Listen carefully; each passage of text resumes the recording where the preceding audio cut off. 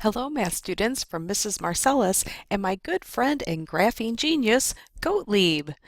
In this lesson, we are going to learn how to construct and analyze line plots. Today's learning objective is students will construct line plots by drawing and labeling number lines and plotting sets of data values. Students will also describe line plots by analyzing and interpreting them and commenting on measures of center and variability. Ooh, sounds exciting, doesn't it? Today's vocabulary is line plot. A line plot is a visual display of a distribution of data where each data value is shown as a dot or other mark, usually an X above a number line. And these are also known as dot plots. The example below shows the weights of various dogs. Are you ready to try constructing one, Gottlieb? Then on to the first example. Gottlieb surveyed some friends about how many countries outside of the United States they have visited. Make a line plot from the data set. Whenever you create any type of statistical display, the first thing you should do is look at the data and determine the minimum and maximum values. This tells you the range of data that you will need to include in your display. In Gottlieb's survey, we see that students answered anywhere from 0 to 11 foreign countries visited.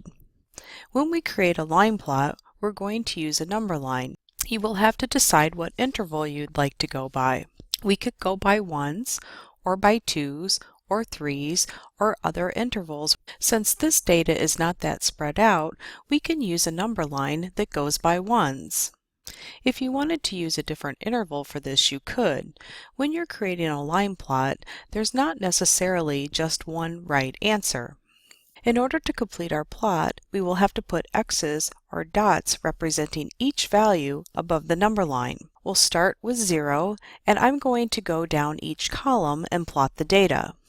So we'll have 0, 1, and 3, and that will be followed by 2, 3, and 5, and you can see if a value repeats that you will stack the X's or the dots.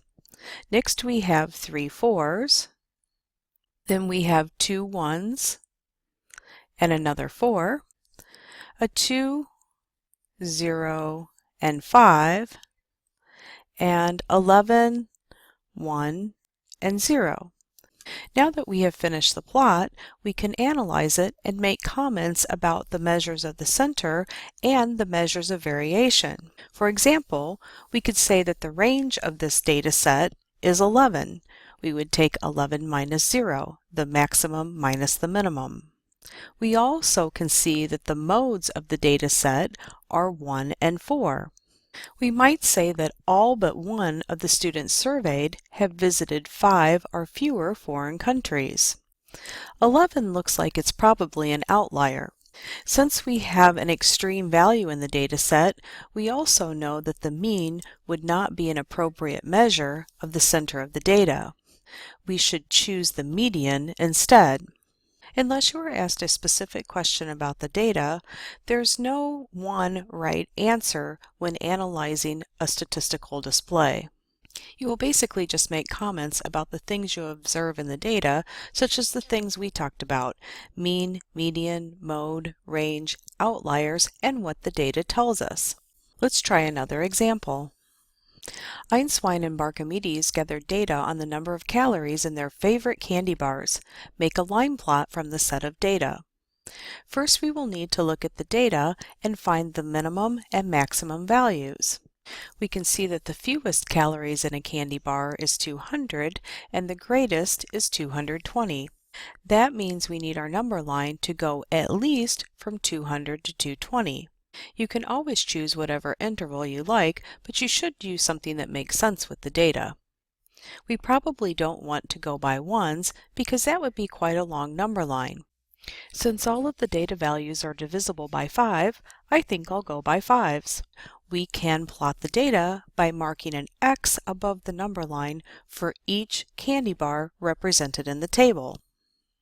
Now that we've created our plot, we can analyze the data. We can see that the range of calories in the candy bars is 20. We find this by subtracting 220 minus 200. The mode of the plot is 210, since 210 has the most x's above it. We can also see that there are no gaps in the data and no outliers.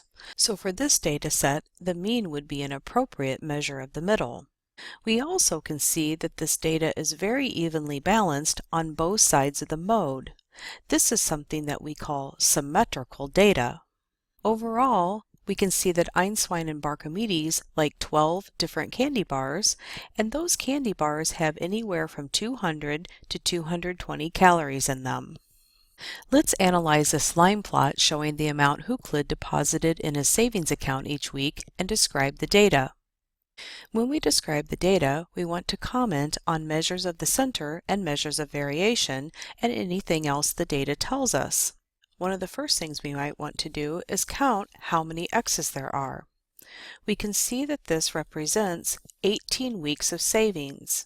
To find the median, we can count 9 x's from either end of the plot, and we'll see that it falls between 45 and 46. Therefore, the median is $45.50. 45 has the largest stack of x's above it, so the mode is 45. The range is 50 minus 31, or 19, and it appears that 31 is an outlier. Since there is an outlier in the data, we know that we do not want to use the mean as the measure of the middle. Although there is a fairly strong mode in this data set, we would still probably choose the median as the most appropriate measure of the middle. The plot tells us that Euclid typically deposits between $43 and $50 in his savings each week. However, there was one week where Euclid only deposited $31. Well, Gottlieb, that was a really interesting survey you did on traveling to foreign countries. How many foreign countries have you been to? 8. That's a really big number. I myself have actually been to 10 foreign countries, but there sure are still a lot of places I'd love to visit. Well, math students, this concludes our lesson on line plots, so we're going to sign off for now.